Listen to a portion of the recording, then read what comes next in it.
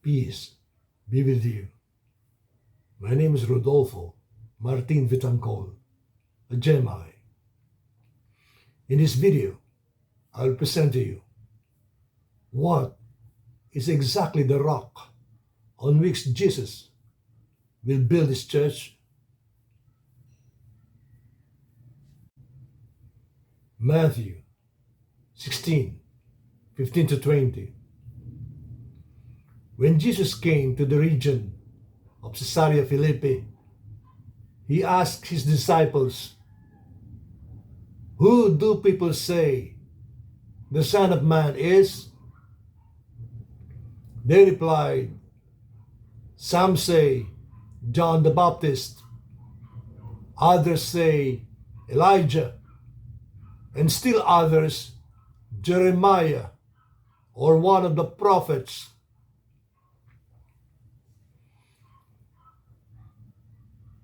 "But what about you?" we ask. "Who do you say I am?" Simon Peter answered, "You are the Messiah, the Son of the living God."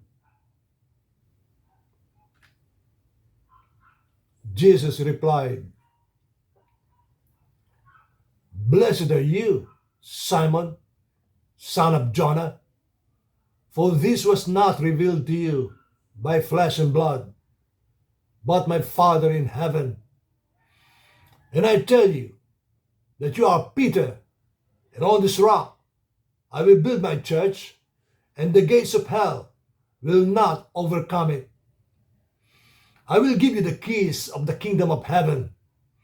Whatever you bind on earth will be bound in heaven, and whatever you loose on earth will be loosed in heaven." Then he ordered his disciples not to tell anyone that he was the Messiah.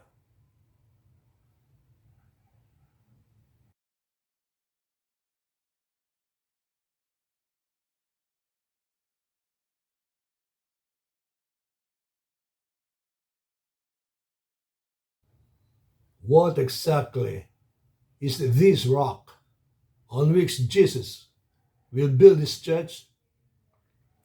Could the rock be Peter? Two reasons why many believed the rock could be Peter. First reason, Jesus' declaration, "You are Peter, and on this rock I will build my church," was pointedly directed to Peter, coinciding with the fact that Peter, or Petros in Greek, means rock. So perhaps Peter is the rock. Second reason, when Jesus asked, "But what about you? Who do you say I am?" Peter answered it with, "You are the Messiah, the Son of the living God." It appears that when Peter answered it, he was not speaking for the group, but rather for himself alone, and that his answer seemed to be not the common view among the disciples, so much so that it was only him that Jesus praised and not everyone, saying, "Blessed are you, Simon, son of Jonah, for this was not revealed to you by flesh and blood, but my Father in heaven."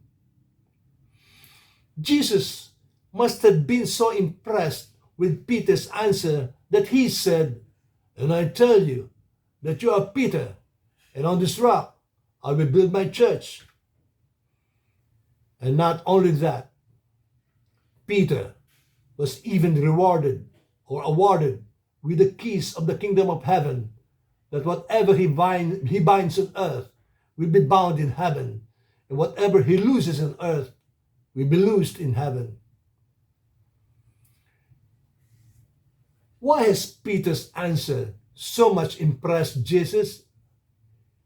It is because it appeared only he, Peter, among all those who know Jesus, was able to have had the perfect realization that Jesus was the Messiah, the Son of the living God, making Jesus warn everyone in the group not to tell anyone that he is the Messiah or the chosen one out to save the world. This is plus the fact that Peter did not learn it from anyone else, but through divine revelation. So perhaps Peter could really be the rock.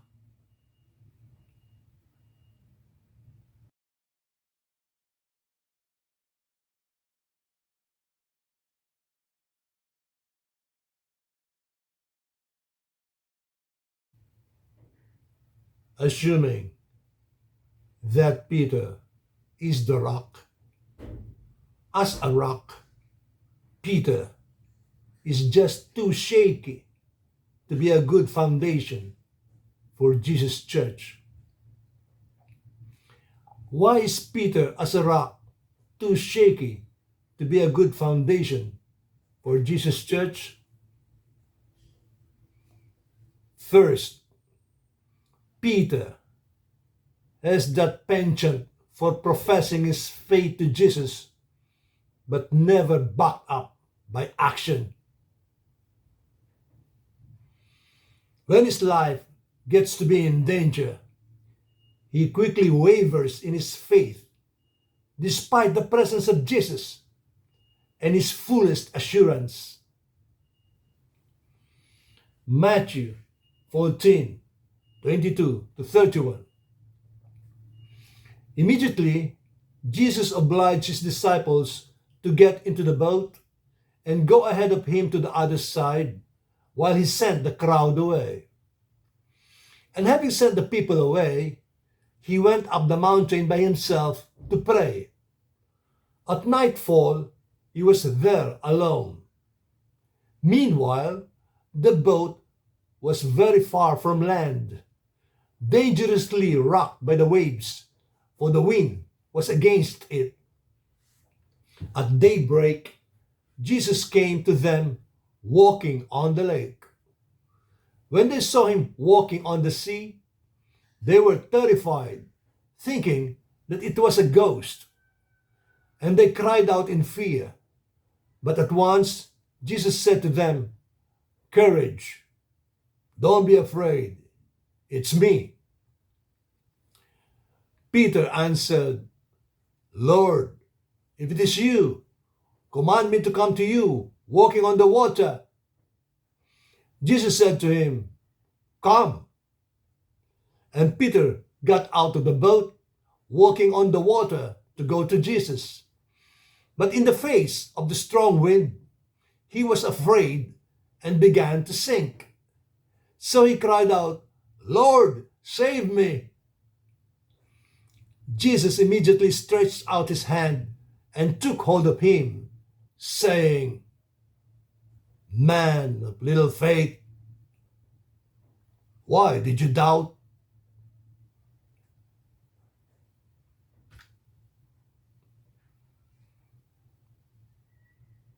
Second,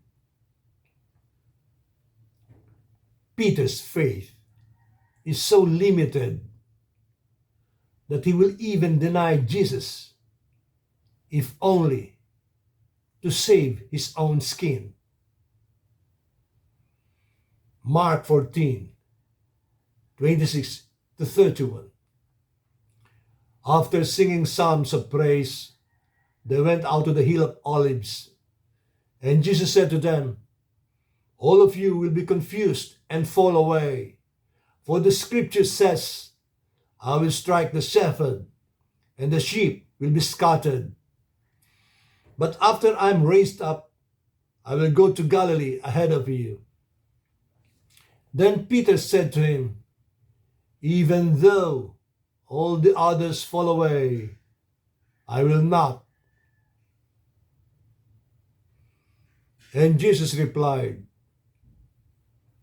Truly I say to you, today, this very night, before the cock crows twice, you will deny me 3 times.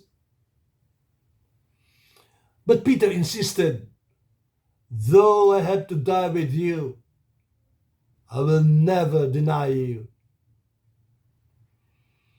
And all of them said the same.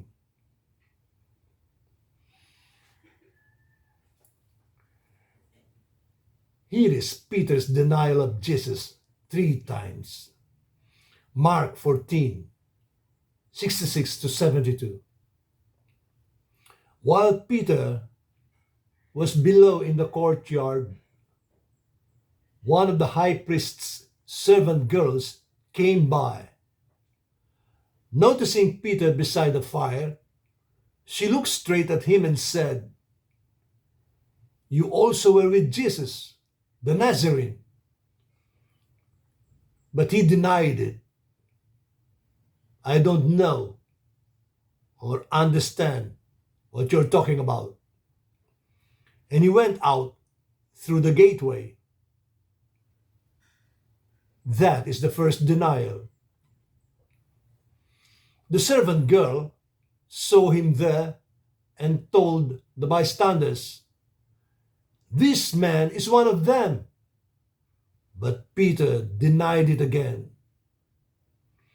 That is the second denial. After a little while, those standing by said to Peter, "Of course, you're one of them. You're a Galilean, aren't you?" And Peter began to justify himself with curses and oaths. "I don't know the man you're talking about." That is the third denial.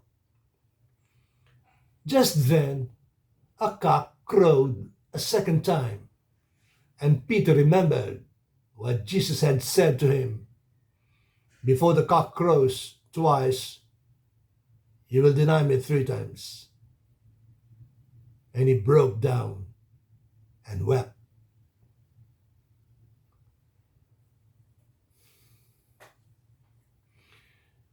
It is said that Peter's life ended in crucifixion.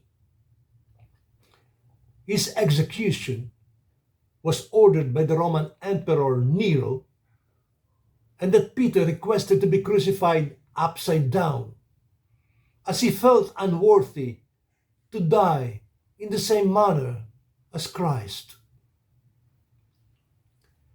For denying Jesus 3 times to save his own skin, one would think if Peter really died for Jesus, as he was said to have done,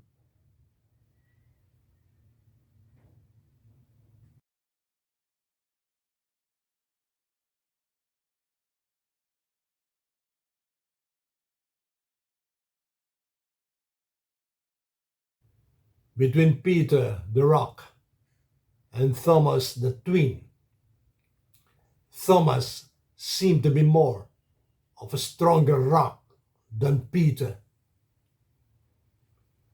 Truly, Thomas doubted the risen Christ, but not the living Jesus.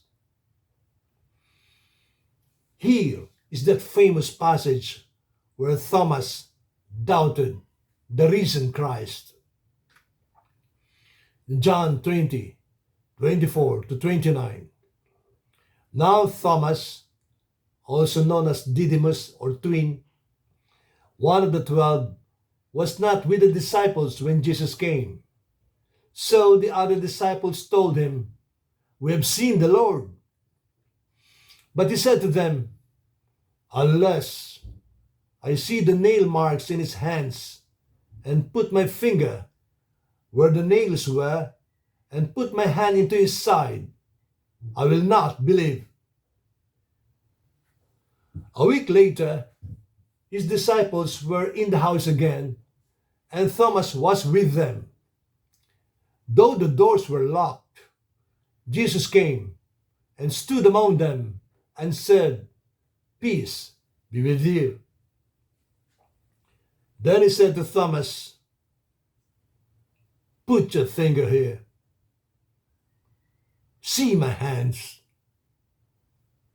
Reach out your hand and put it into my side. Stop doubting and believe. Thomas said to him, My Lord and my God. Then Jesus told him, Because you have seen me, you have believed. Blessed are those who have not seen and yet have believed.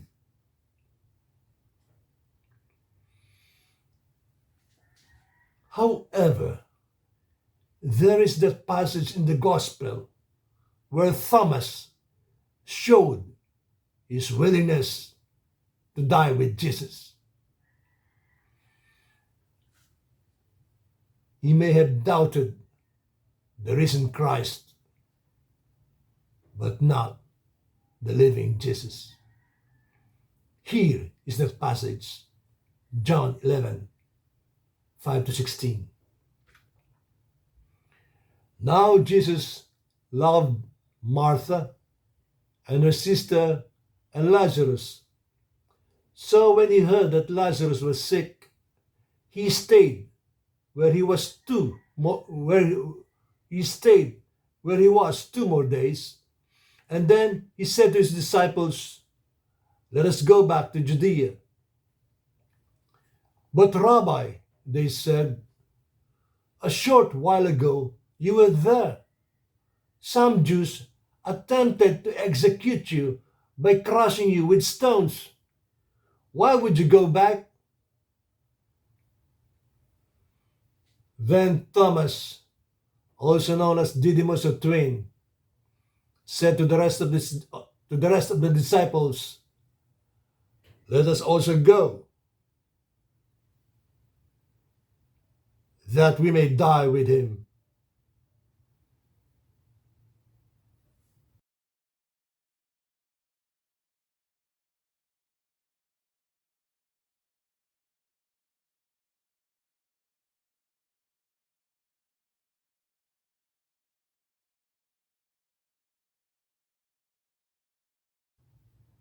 Observe in the following passage how Jesus had to repeat the same question 3 times to Peter, as if Jesus had this premonition that Peter could be swayed in his faith to the neglect of Jesus' flock.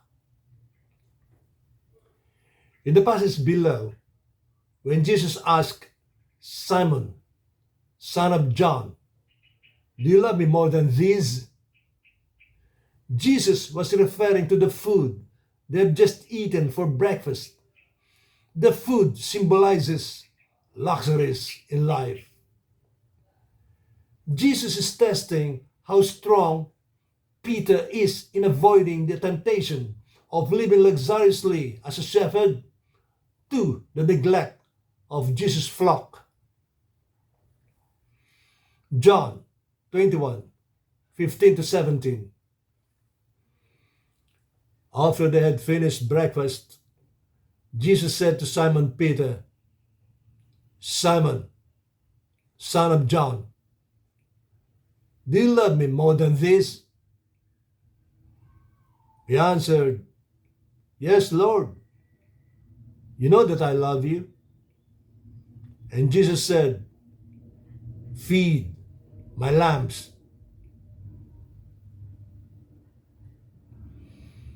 A second time, Jesus said to him, Simon, son of John, do you love me? And Peter answered, Yes, Lord. You know that I love you. And Jesus said to him, Look after my sheep.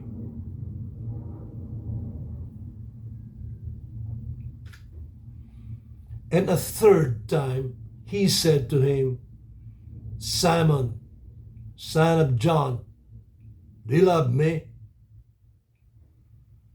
Peter was saddened because Jesus asked him a third time.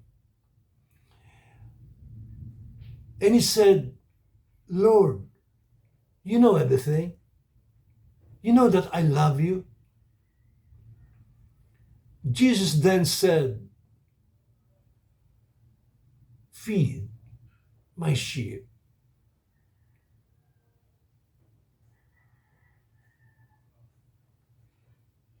Unfortunately, Jesus' premonition came true. Countless church leaders today are living luxuriously to the fullest neglect of Jesus' flock. You will see them living in palatial homes fit for kings and being driven in limousines, all financed by the flock of Jesus, rich and poor alike. Instead of seeing the poor flock of Jesus being helped by the church because the church is rich, it is the poor flock that is being asked to help their church that is rich. Isn't that evil?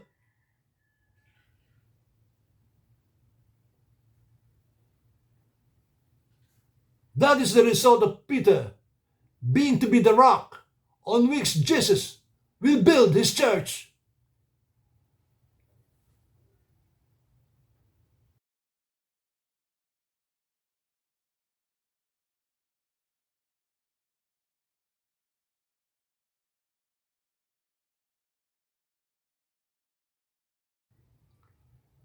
Finally, the rock could never be Peter, since the churches of Jesus turn out to have all been overcome by the gates of hell.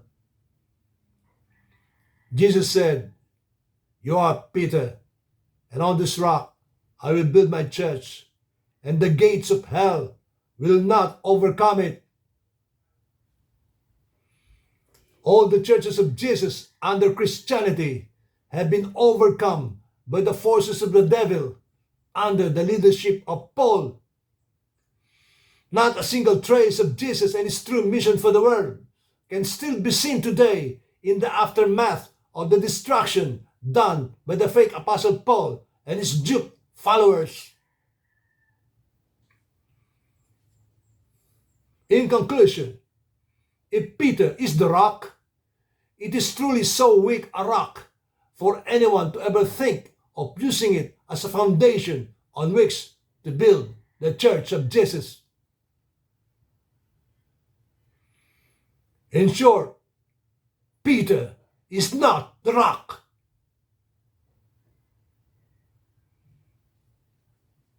And so, who or what really is the rock on which Jesus will build his church?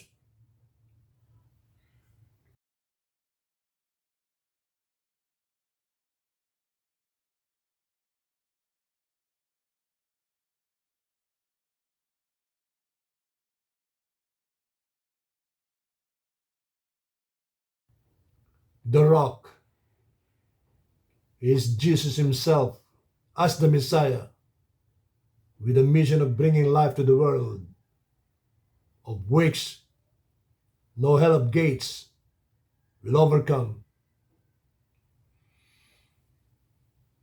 Notice that it is exactly from Peter's answer, declaring, you are the Messiah, the Son of the living God, that Jesus was prompted to say, and I tell you that you are Peter, and on this rock I will build my church. The rock is Jesus being the Messiah, the Son of the living God, with a mission of bringing life to the world.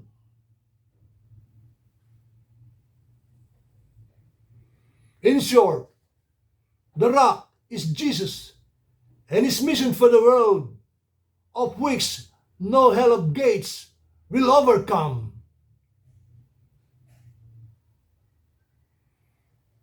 Mark 12:10-11, Jesus said, "Have you not read this text of the scriptures?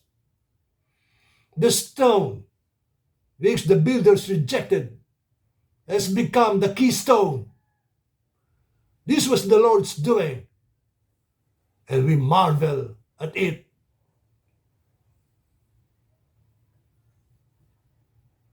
Amen.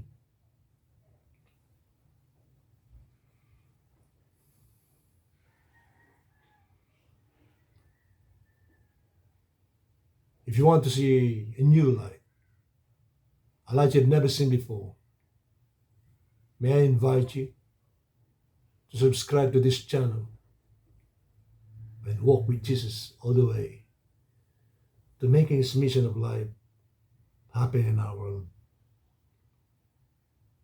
In the name of God, through His only Son, Jesus, I wholeheartedly thank you for viewing this video presentation. May the Spirit of God be always with you. Amen.